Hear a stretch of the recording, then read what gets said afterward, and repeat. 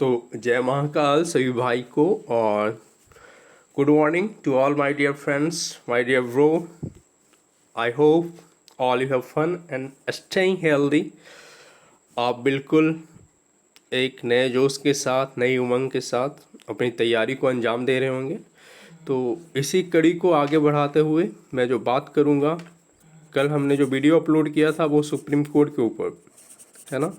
आज हमें जो हाई कोर्ट है और जो और भी अधीनस्थ जो न्यायालय है ना, या ग्राम न्यायालय या नालसा जैसे जो थोड़ी थोड़ी ऑब्जेक्टिव टाइप जो भी चीज़ें हैं वो भी मैं इसमें डालना चाहूँगा इस वीडियो में, ताकि आप क्वेश्चन मिस ना करें। तो आइए बात करते हैं इसी कड़ी में हम, है ना, उच्च न्यायालय के ऊपर।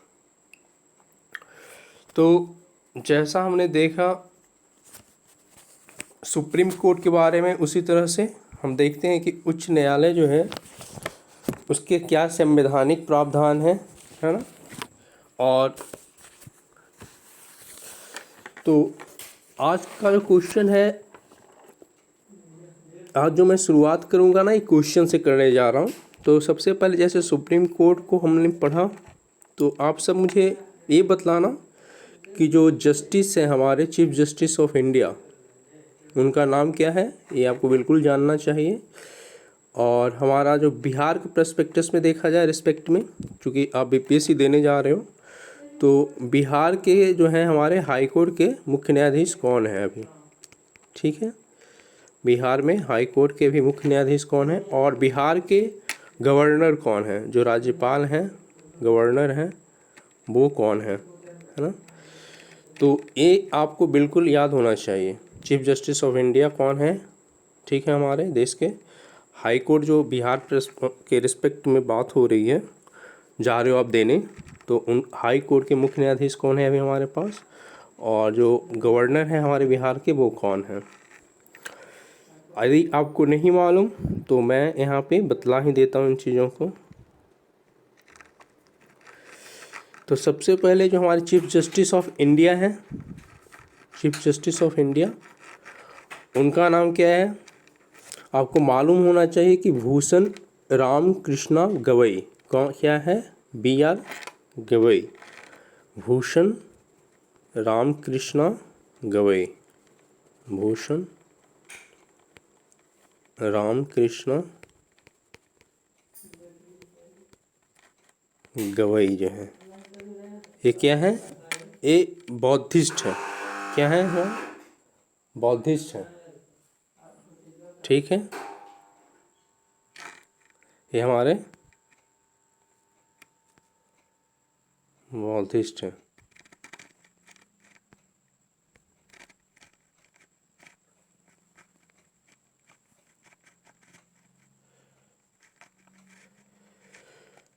जो बिहार के जो हैं हमारे बिहार के चीफ जस्टिस ऑफ इंडिया जो हाई कोर्ट में है, उनका क्या नाम है, उनका नाम है आशुतोष कुमार।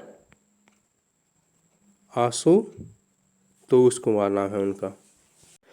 तो आशुतोष कुमार जो क्या हुए हमारे, ये बिहार के मुख्य न्यायाधीश हैं हाई कोर्ट के, ठीक है। जो चीफ जस्टिस ऑफ इंडिया का क्रम क्या था, 52, और बिहार में अभी तक जो है 44 जो है हमारे बन चुके हैं। बिहार के जो राज्यपाल कौन हैं, तो आरिफ मोहम्मद खां, ठीक है, आरिफ मोहम्मद खान क्या है, ये हमारे राज्यपाल हैं बिहार के।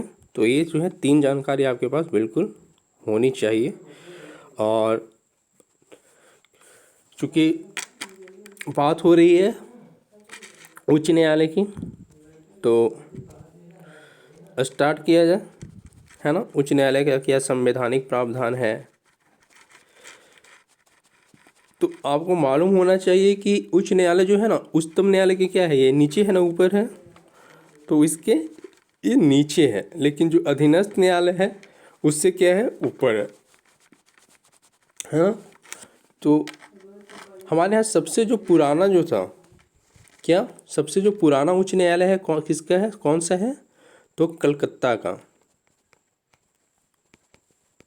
ठीक है।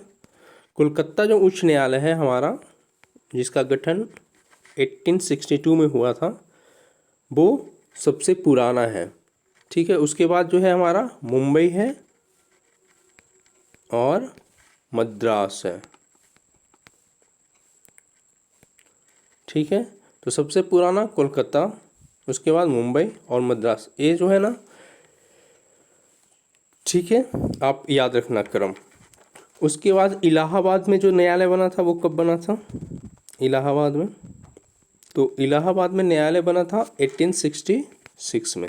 इलाहाबाद का जो न्यायालय बना है, जो कोर्ट बना है हमारा, 1866 में बना है। ठीक है, इलाहाबाद हाई कोर्ट।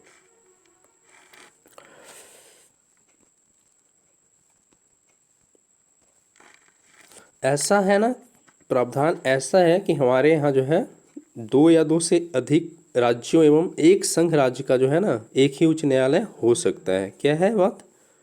2 या मोर देन 2 और मोर देन 2, है ना, 2 या 2 से अधिक राज्यों का एवं एक संघ राज्य का, जो क्या है, एक उसमें मान लो संघ राज्य भी है, यूटी भी है, एक ही उच्च न्यायालय हो सकता है ना। और ये बात कहाँ पे कही गई है? 7वां संविधान संशोधन हुआ था, है ना, 7वां जो अमेंडमेंट हुआ था, constitutional amendment, 7th constitutional amendment act, है ना, 7वां संविधान संशोधन हुआ था जो 1956 में ये बात बोली गई थी। 7वां संविधान संशोधन कब हुआ था? 1956 में। इस समय जो हमारे देश में जो है कितने उच्च न्यायालय हैं, ये आप सब क्या करोगे, देखोगे हमारे देश में अभी जो है कितने उच्च न्यायालय हैं। ठीक है, वो ना आप ना देखो और देख करके बताओ कितने उच्च न्यायालय हैं। आपको सही संख्या चुननी है। क्या 25 है उच्च न्यायालयों की संख्या, 26 है, 27 है या 28 है? ठीक है, ऐसे केंद्र शासित प्रदेश, है ना, केंद्र शासित प्रदेश हम जानते हैं जिनका क्या है, अपना उच्च न्यायालय है, वो कौन है?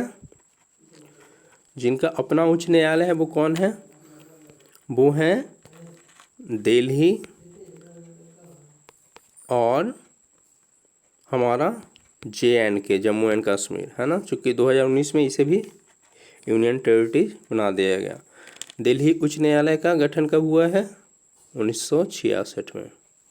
ठीक है, जम्मू कश्मीर 2019 में। क्लियर? इसी कड़ी को आगे बढ़ाते हुए हम बात करेंगे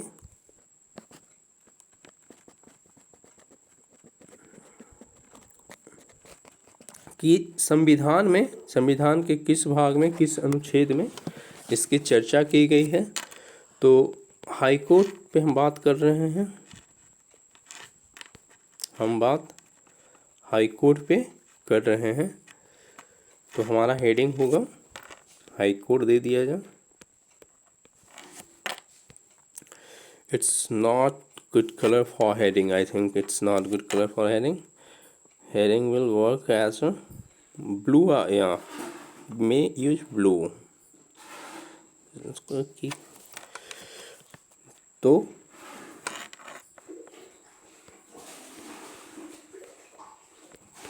हाई कोर्ट के ऊपर बात हो रही है हमारी, है ना। तो संविधान के किस भाग में है ये? भाग कौन सा है हमारा? जो भाग है वो कौन सा भाग है? वो 6 है ना।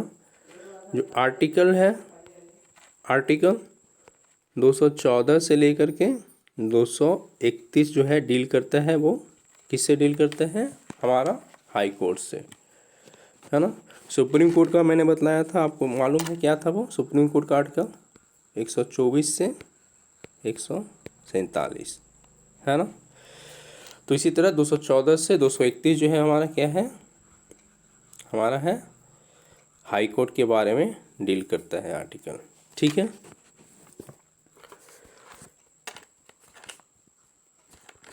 कोई नया मान लो उच्च न्यायालय बनना हो तो क्या होता है पता है? वो ना संविधान में मान लो तो ऐसे लिखा है नहीं, तो उसके लिए क्या है, राष्ट्रपति जो है ना उस परिस्थिति का अवलोकन करता है, उसके अनुसार ये कार्य होता है। ठीक है। जो नियुक्ति है, इनकी नियुक्ति देख लीजिए कैसे नियुक्त किए जाते हैं ये, यानी अपॉइंटमेंट जो इनका होता है, अपॉइंट जो किए जाते हैं, आपको मालूम है अपॉइंट कौन करता है? राष्ट्रपति करता है ना, प्रेसिडेंट करते हैं इन्हें अपॉइंट। कैसे किए जाते हैं अपॉइंट? भारत के जो मुख्य न्यायाधीश होते हैं यानी चीफ जस्टिस ऑफ इंडिया होते हैं, है ना, और जो संबंधित जो राज्य के जो राज्यपाल है ना, गवर्नर जो है, कंसर्निंग स्टेट के जो गवर्नर होते हैं, ठीक है। यानी किसी मान लो बिहार के चीफ जस्टिस ऑफ जो हुए हमारे हाई कोर्ट के मुख्य न्यायाधीश, ठीक है, यदि उनको नियुक्त करना हो, जो भी वर्तमान में कौन है, आशुतोष कुमार को, तो प्रेसिडेंट क्या करेगा? जो चीफ जस्टिस ऑफ इंडिया है और जो यहाँ जो आरिफ मोहम्मद खां जो गवर्नर हुए है ना, उनसे क्या करेगा? सलाह मशवरा करेगा। उसके बाद जो है उनकी नियुक्ति की जाती है। फिर एक जो मामला आता है, मान लो 2 या 2 से अधिक राज्यों के लिए साझा उच्च न्यायालय में मान लो उसके न्यायाधीश को नियुक्त करना है, तो उसमें क्या करेगा? राष्ट्रपति जो है, जो भी राज्य हैं उसके अंतर्गत, वो उन राज्यों के राज्यपाल से क्या करता है? वो परामर्श करता है। क्लियर? इसमें भी क्या है? कॉलेजियम है। क्या है? कॉलेजियम है। वहाँ पे क्या कॉलेजियम मैंने बताया था सुप्रीम कोर्ट में 1993 से, है ना। वो क्या होता है? एक पैनल होता है, किसका? न्यायाधीश का, और वरिष्ठ न्यायाधीशों का पैनल होता है। वहाँ पर ये भी मैंने बतलाया था, क्या बतलाया था, कि यदि कोई संवैधानिक मामला हो, है ना, मामला क्रिटिकल हो, तो ऐसे मैटर को कम से कम 5 जो है जज होने चाहिए। बेंच जो बनता है 5 जजों का। और यदि कोई मैटर सामान्य हो तो वो क्या होता है, उसमें कम से कम 3 जज होने चाहिए, है ना।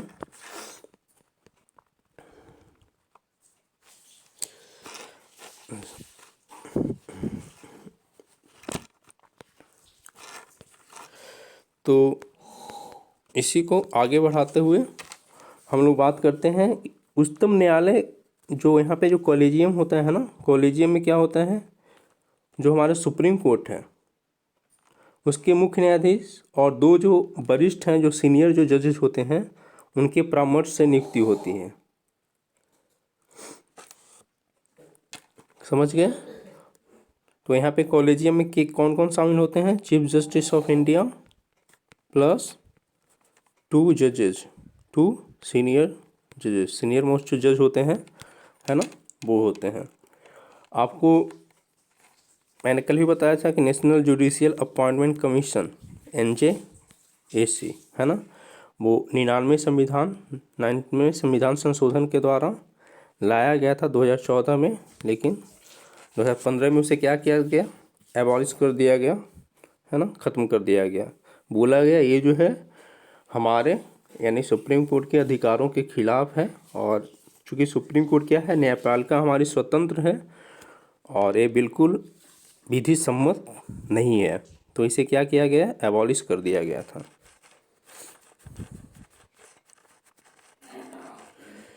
नेक्स्ट जो हम बात करेंगे वो बात करेंगे उनकी क्या योग्यता होती है ना। एज ए आपको जज बनना है हाई कोर्ट में, तो क्या क्राइटेरिया होनी चाहिए, क्या एबिलिटी होनी चाहिए, क्या योग्यता होना चाहिए, है ना। तो सबसे पहले क्या होना चाहिए? आप तो नागरिक होना चाहिए, है ना, भारत का नागरिक हो, है ना, citizen of India, citizen of India, है ना। ए पर्सन क्या होना चाहिए? Must be citizen of India.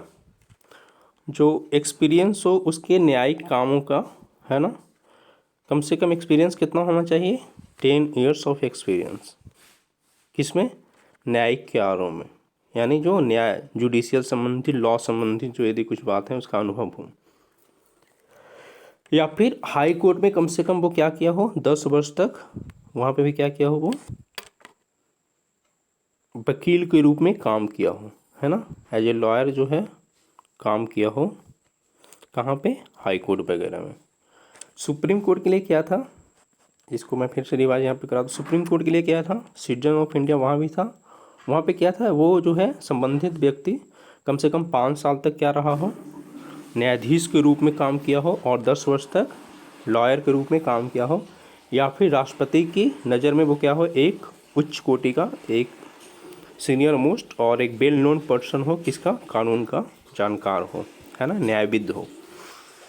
ये बातें क्लियर यहाँ तक हैं। ऐसे संविधान में पता है क्या है, कुछ कोई उम्र सीमा इनके लिए निर्धारित नहीं की गई है ना। वहाँ भी हमने देखा था कि कोई उम्र सीमा उनके लिए भी नहीं निर्धारित है, लेकिन समानता आप देखो ना, सुप्रीम कोर्ट में 65 ईयर्स है ना, और हाई कोर्ट में 62 ईयर्स, ऐसे समानता उम्र माना गया है, लेकिन संविधान में ऐसी बातें नहीं है उम्र को लेकर के, ठीक है। जैसे वहाँ पे हमने देखा था जो शपथ है ना, सुप्रीम कोर्ट में, सुप्रीम कोर्ट के न्यायाधीश को शपथ कौन दिलाता है, राष्ट्रपति, या राष्ट्रपति के द्वारा कोई जो नियुक्त व्यक्ति हो उसके समक्ष वो क्या करते हैं, ओथ ग्रहण करते हैं, यानी शपथ लेते हैं। यहाँ पे राज्यपाल या राज्यपाल के द्वारा संबंधित यदि कोई व्यक्ति हो तो उसके अनुसार ही वो क्या करते हैं, शपथ लेते हैं। मुझे विश्वास है यहाँ तक बातें जो हैं बिल्कुल समझ में, आपके समझ में से परे तो है नहीं, चीज़ें सामान्य हैं, और बिल्कुल हर चीज़ को अच्छे से पॉइंट वाइज करके आपको बतलाया जा रहा है। लिख करके भी कोशिश हमारी है चीज़ों को लिखा जाए।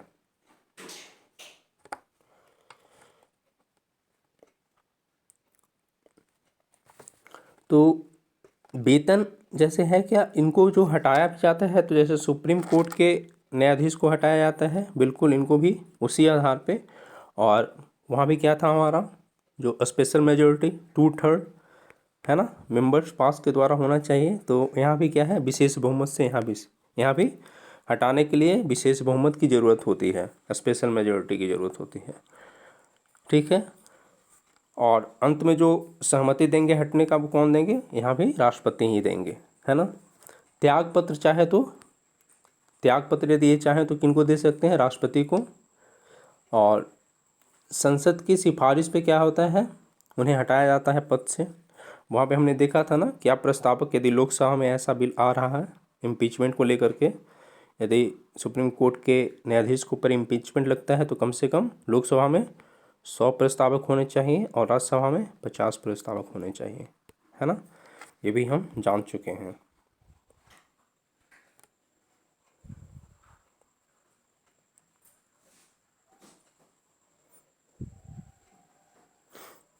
क्लियर। स्थानांतरण का जो बात आया, तो मुख्य न्यायाधीश से परामर्श के बाद इन्हें स्थानांतरित किया जा सकता है।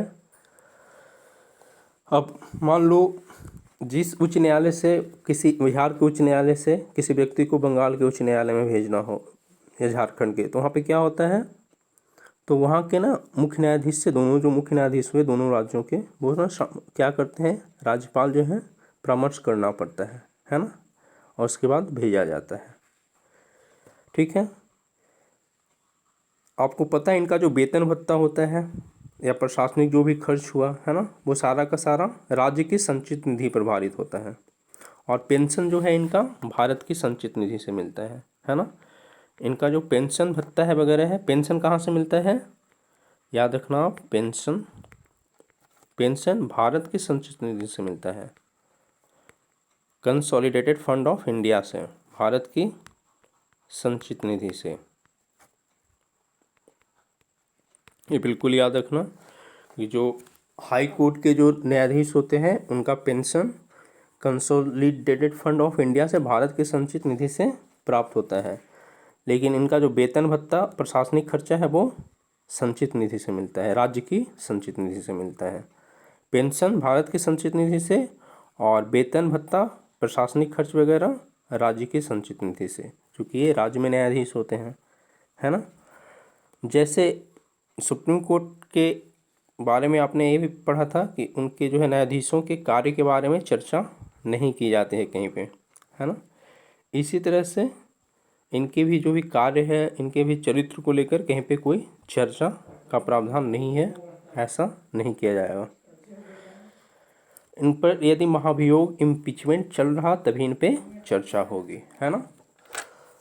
इसके बाद हमने उनका उच्चतम न्यायालय का क्या देखा था, हमने क्षेत्राधिकार देखा था, शक्तियाँ देखी थी।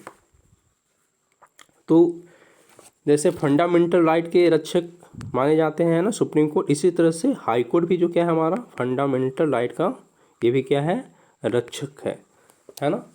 ये भी प्रिटेंड करता है, हमें क्या करता है, प्रोटेक्ट करता है उसको, है ना। तो ये भी हमारा रक्षक है फंडामेंटल राइट का। ये जो है पर्यवेक्षक का, पर्यवेक्षक समझते हो, यानी सुपरिटेंडेंट्स के रूप में और एक एडवाइजर के रूप में भी इसकी भूमिका होती है। सलाहकार और परामर्शक या पर्यवेक्षक यानी सुपरिटेंडेंट्स, है ना, और एज एडवाइजर के रूप में भी ये रोल अदा करता है। क्लियर। जैसे वहाँ पे हमने कुछ पढ़ा था शक्तियाँ, जैसे मूल क्षेत्राधिकार जिसे ओरिजिनल जुरिस्डिक्शन, है ना, या रीट्स जो दायर जो क्षेत्राधिकार है वो एपिलेट है, अपीलीय क्षेत्राधिकार, या पर्यवेक्षण का, या जो सबऑर्डिनेट जो कोर्ट्स हैं उन पे नियंत्रण का, या रिकॉर्ड न्यायालय, है ना, रिकॉर्ड कोर्ट के रूप में काम करता है, जो जुडिशियल रिव्यू है ना। तो जैसे सुप्रीम कोर्ट को पावर है अपने ही फैसलों का पूर्णावलोकन करने का, रिव्यू करने का। यहाँ पे आप ध्यान में रखोगे कि हाँ, हालांकि संविधान में इसके बारे में क्या है, कुछ नहीं लिखा गया है, संविधान के अनुसार नहीं है। तो न्यायिक समीक्षा करने का जो अधिकार है हाई कोर्ट को भी दिया गया है ना। हाई कोर्ट भी अपने फैसलों का न्यायिक समीक्षा कर सकता है, उसे रद्द कर सकता है। आर्टिकल 226, आर्टिकल 226, आर्टिकल 226 में प्रावधान क्या है, आर्टिकल 226 में बात क्या की गई है, यदि मौलिक अधिकार का हनन हो रहा है, कोई यदि जो है हमारा फंडामेंटल राइट्स का क्या हो रहा, फंडामेंटल राइट्स क्या हो रहा, इसका हनन हो रहा, या संवैधानिक उपबंध हो, कोई ऐसा लॉ है मान लो वो संविधान से मेल नहीं खा रहा, है ना, संविधान संगत नहीं है। 42वें संविधान संशोधन में उच्च न्यायालय की जो न्यायिक जो समीक्षा थी, 42nd जो अमेंडमेंट हुआ था हमारा, कब हुआ था 42nd अमेंडमेंट, 1976 में, ठीक है। तो न्यायिक समीक्षा की शक्ति जो है ना कम कर दी गई थी, ठीक है। जो 42nd जो अमेंडमेंट हुआ था 1976 में, तो जो न्यायिक जो जुडिशियल रिव्यू का जो पावर था हाई कोर्ट का, वहाँ पे कम कर दिया गया था। लेकिन फिर वह उन्हें कब से बहाल कर दिया गया, 43वें संविधान संशोधन, फिर से 1977 में फिर से इन्हें वो शक्ति दे दी गई, ठीक है। तो प्रारंभिक जो इनका जो क्षेत्राधिकार है, जो ओरिजिनल जुरिस्डिक्शन है, जहाँ पे काम करते हैं स्वतंत्र रूप से, इनका जो क्षेत्र है, कार्य क्षेत्र, ओरिजिनल जो जुरिस्डिक्शन है इनका, वो क्या है, ओरिजिनल जुरिस्डिक्शन इनका है जैसे संसद सदस्यों और राज्य विधानमंडल सदस्यों के निर्वाचन संबंधी जो यदि विवाद हैं, है ना। तो ये ऐसा नहीं कि सिर्फ राज्य के विधानसभा के सदस्य हों या विधानमंडल के सदस्य हों, नहीं, संसद के जो सदस्य हैं या फिर राज्य विधानमंडल के सदस्य हैं, उनके यदि निर्वाचन संबंधित कुछ ऐसी बातें आती हैं, डिस्प्यूट से राइज होते हैं, दे विल वो क्या करेंगे, सोल्व करेंगे, रिजोल्व करने की कोशिश करेंगे, है ना, उनका अधिकार है। फिर रेवेन्यू राजस्व मामला हो, शादी तलाक संबंधित मामला हो, तो ये प्रारंभिक क्षेत्राधिकार में किसके आता है, उच्च न्यायालय के। अनुच्छेद 226 में क्या, जो रिट क्षेत्राधिकार है ना, वो दिया गया है इनको। अपीलीय क्षेत्राधिकार है भी है इनके पास, एपिलेट, है ना। यदि अधीनस्थ न्यायालय जो है, जो सबऑर्डिनेट जो कोर्ट्स हैं, यदि उनसे कोई व्यक्ति जो है संतुष्ट नहीं है, तो व्यक्ति कहाँ अपील करेगा, कहाँ जाओगे, हाई कोर्ट में जाओगे, है ना। वो मामला क्या हो सकता है, वो दीवानी भी हो सकता है, आपराधिक भी हो सकता है ना, दीवानी या फौजदारी, मतलब क्रिमिनल संबंधित जो है, आपराधिक मतलब क्रिमिनल केस भी हो सकता है, दीवानी मतलब राजस्व संबंधी, रेवेन्यू पैसा कौड़ी का मामला हो, ठीक है। फिर ये सुपरिटेंडेंट्स के रूप में भी काम करता है, एक सुपरिटेंडेंट के तौर पे, पर्यवेक्षक के रूप में, है ना। जो नीचे जो भी हाई कोर्ट से जो निचले कोर्ट हैं, सबऑर्डिनेट जो कोर्ट हैं, है ना, उनके ऊपर क्या करता है, ये निगरानी रखता है ना, उन पर क्या करता है, नियंत्रण रखता है। उनके स्थानांतरण, नियुक्ति, सब कुछ कौन करता है, हाई कोर्ट करता है। अभिलेख न्यायालय क्या है, मतलब रिकॉर्ड कोर्ट क्या है, ये जिस भी मामले पर मान लो अपनी सुनवाई करता है उसका ना रिकॉर्ड रखता है। और जो अधीनस्थ जो न्यायालय हैं, या फ्यूचर में ऐसा यदि कोई केस आता है तो उसे रिकॉर्ड को एज ए साक्ष्य के रूप में प्रयुक्त किया जाता है किसी केस में, है ना। तो ये जो कुछ इम्पॉर्टेंट जो चीज़ें थी, जो बातें थी, वो हाई कोर्ट के ऊपर हमने देख रखा है ना। कुछ जो एक्स्ट्रा चीज़, बहुत छोटे छोटे चीज़ मैं आपको दूंगा, वो बिल्कुल आप ना सहेज के रखोगे, समेट करके रखोगे। और हो सके एक आध क्वेश्चन गलती से यदि पूछ दिया गया तो आप वहाँ पे भी क्या करोगे, करके आओगे, नहीं फिक्र रहो। जैसे नालसा, है ना, नालसा, नालसा क्या है, नेशनल लीगल सर्विस अथॉरिटी है। नालसा क्या है हमारा, नालसा हमारा क्या है, नेशनल लीगल सर्विस अथॉरिटी, है ना। नालसा क्या है हमारा, NALSA, NALSA national legal service, service, विस नहीं, विस, वाह वाह वाह वाह, service authority, national legal service authority, ये क्या होता है, नालसा होता है ना। ये आर्टिकल कहाँ पे इसका है, नालसा का आर्टिकल आप ध्यान देना 39A है। 39A के तहत ये क्या प्रावधान होता है, नेशनल लीगल सर्विस अथॉरिटी के तहत जो भी गरीब लोग हैं समाज के, मान लो वो वकीलों को पैसे वगैरह नहीं दे सकते उनके केस को लड़ने के लिए, तो उनको न्याय दिलाने का ये काम करता है ना। अनुच्छेद जो हमारा 14 है ना, नालसा का प्रावधान 39A में ये बात कही गई है, क्या कही गई है, कहीं ना कहीं समाज में जो गरीब लोग हैं, जो वकील को पैसे नहीं दे सकते हैं, उनके लिए।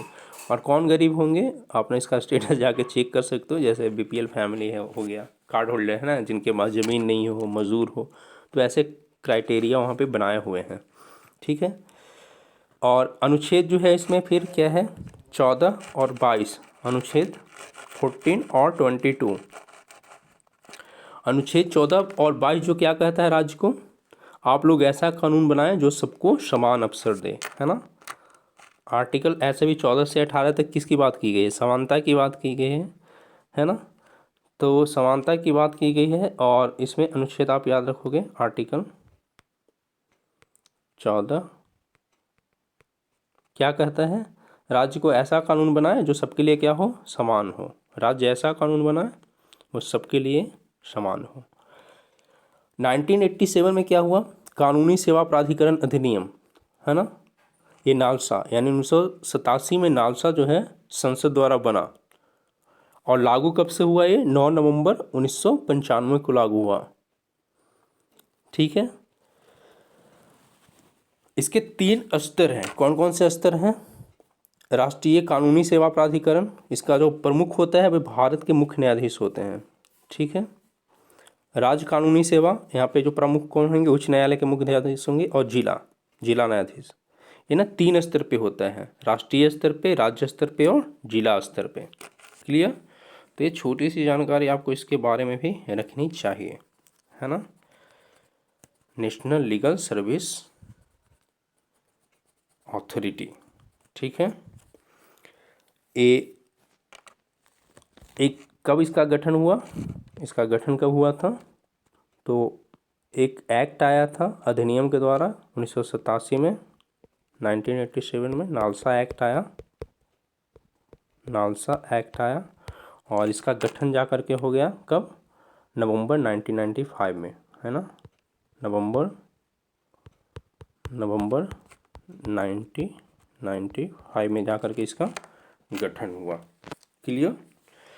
तो ये छोटी सी बात आपके जहन में बैठ जानी चाहिए, ठीक है। जो अधीनस्थ न्यायालय होते हैं हमारे, है ना, जो उच्च न्यायालय के अंतर्गत आते हैं, इसके भी ना कितने टाइप्स हैं, 3 टाइप्स हैं। जो अधीनस्थ न्यायालय हैं वो कितने प्रकार के हैं, 3 प्रकार के होते हैं। जो सबॉर्डिनेट जो कोर्ट्स हैं किसके अंतर्गत आते हैं, अंडर में आते हैं, वो आते हैं हमारे हाई कोर्ट के अंतर्गत। कौन कौन से होते हैं, वो भी दीवानी यानी सिविल कोर्ट, आपराधिक क्रिमिनल कोर्ट और रेवेन्यू, है ना, राजस्व कोर्ट से रिलेटेड होते हैं। इसके जो जजेस होते हैं, they will work on the advisory of राज्यपाल, है ना, किससे एडवाइस करते हैं, किससे लेते हैं सलाह मशवरा, राज्यपाल से द्वारा, और राज्यपाल ही इनको नियुक्त करता है उच्च न्यायालय के परामर्श से, है ना, जो संबंधित राज्य है उसके उच्च न्यायालय के जो न्यायाधीश हैं उसके परामर्श से राज्यपाल जो है अधीनस्थ न्यायालय के जजों को नियुक्ति देते हैं। एक कहाँ पे वर्णन है इसका, तो ये भी भाग 6 में ही वर्णित है ना, जैसे हाईकोर्ट भी किया था हमारा भाग 6 में है, तो ये भी भाग 6 में आर्टिकल, जैसे वहाँ पे क्या था आर्टिकल हमारा,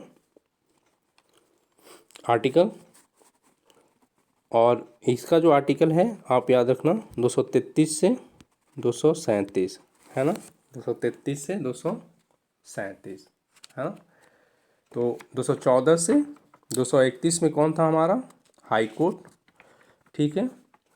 और सुप्रीम कोर्ट का क्या था, 124 से 147, और आर्टिकल 233 से लेकर के 237 में अधीनस्थ न्यायालय की बात की गई है। क्लियर जी। तो ये सारी चीज़ें थी। एक होता है ग्राम न्यायालय, है ना। तो ग्राम न्यायालय में क्या था, 2008 में एक ग्राम न्यायालय जो है ना, विलेज कोर्ट अधिनियम आया था। इसमें गांव में भी न्यायालय होना चाहिए था, है ना। ये विधि आयोग जो हमारा होता है, लॉ कमीशन, वो 114वीं रिपोर्ट में ग्राम न्यायालय का जिक्र किया गया है ना, ताकि समझते हो कि हमारे यहाँ जो है ना केस कितना ज़्यादा पेंडिंग है ना, कितना ज़्यादा विवाद होता है और बहुत सारे केस पेंडिंग है ना। घटना ऐसा भी हुआ है कि रो पड़े हैं जो चीफ जस्टिस ऑफ इंडिया थे हमारे, है ना, किसके सामने, प्रधानमंत्री के सामने, है ना। तो इतना ज़्यादा बोझ जो है, केस का बोझ जो है हमारे यहाँ, लैंड डिस्प्यूट इतना ज़्यादा है, इतना ज़्यादा है कि अभी भी वो सही से भी निपटाएगा तो 19 से 20 साल लगेगा, है ना। ऐसे कितने क्रिमिनल्स केसेस हैं, कितने ज़्यादा, है ना। तो ग्राम न्यायालय की बात कब की गई थी, है ना, 2008 में अधिनियम आया था। ग्राम न्यायालय का अधिनियम कब आया था, आप याद रखना, ग्राम न्यायालय ही इसे बोला जाता है ना, न्यायालय, ठीक है। एक कब बात की गई थी, अधिनियम कब आया था, 2008 में। लॉ कमीशन की किस रिपोर्ट में इसकी चर्चा हुई थी, तो 114वीं थी, है ना, 114वीं रिपोर्ट में, लॉ कमीशन की 114वीं रिपोर्ट में ग्राम न्यायालय की चर्चा की गई थी, ठीक है। इसका क्या था कि आपराधिक यदि कोई मामला हो, क्रिमिनल केस हो, तो 6 महीने के अंदर मामला सुलझाना चाहिए, या फिर दीवानी मामला भी हो तो 6 महीने के अंदर, है ना। केंद्र सरकार ने इसके लिए प्रावधान भी किया था, लेकिन जो होना चाहिए वो भी गति उस ढंग से नहीं है। अभी भी जो हमारे यहाँ करंट में जो है, जो कितने जो हैं ग्राम न्यायालय जो है रन कर रहे हैं, तो अभी उनकी संख्या 500 से भी कम है। कितना है, मात्र 314 जो है ऑपरेशनल हैं अभी। और 31 मार्च 2026 तक ऐसा कि लक्ष्य रखा गया है, इसके लिए आवंटन भी किया गया है, राशि भी आवंटन 50 करोड़ का। तो ये बात थी ग्राम न्यायालय 2008 में 114वीं, ठीक है, विधि रिपोर्ट के अनुसार ये लाया गया था। क्लियर बात। तो ये छोटी सी बातें थी आपके लिए उच्च न्यायालय के ऊपर, और इसमें जो चीज़ें मुझे लगी जानने आपके लिए ज़रूरी,